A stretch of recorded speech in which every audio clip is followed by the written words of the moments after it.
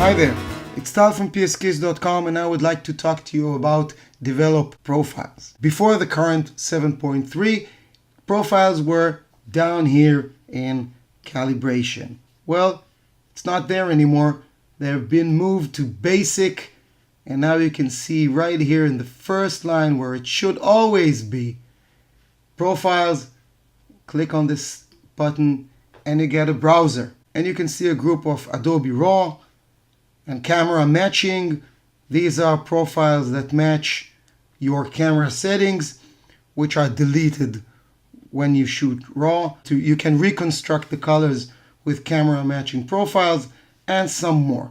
After buying and installing pskiss profiles, when you go to the profile menu, you see this new profiles menu, and when you click on it, you can find all our profiles, whether you're using cross camera color, full frame color, skin and scenery, or faces and places. One of our 4 packages. After installing them, you'll find them here in the profile browser under the profiles menu. You can choose to see the thumbnails in grid view, large view, which I find very useful, and list view if you have previous experience using our profiles and you know your way around them. The benefit of Lightroom 7.3 is the ability to see the color rendering immediately on your image. All you need to do is to place the cursor over the thumbnail and you can see the colors.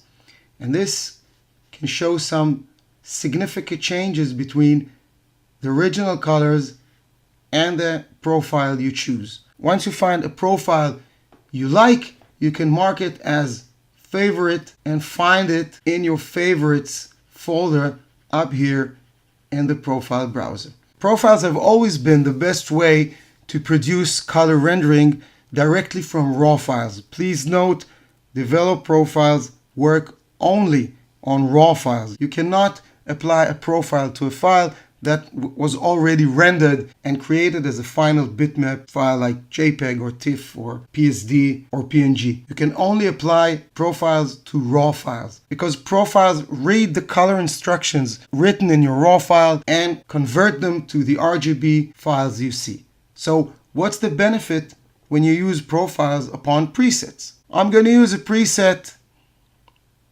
that changes the color completely. Let's say this one.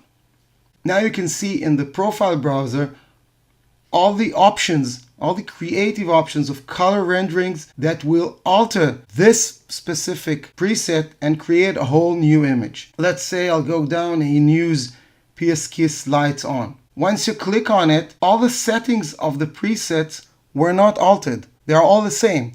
The only thing that was changed was the basic color of this image. I also want to show you a very nice relationship between color profiles and Lightroom's new auto tone button. If you choose a profile and then go back to basic and click on the auto button, you'll get a result you can define as a nice image created. Now if you choose a different profile, go back to the basic and click the auto button again, all the settings were changed to fit the new color rendering of the profile. Remember that profiles contain color information, lookup tables, and also some curves that affect brightness and contrast in your initial development. Remember that profiles create the first color table you work on once you go back to Lightroom's panels and do any other changes you want to do. I really like the new arrangement that profiles have their own palette where you can go and select any color palette you want to use and close the profile browser. Now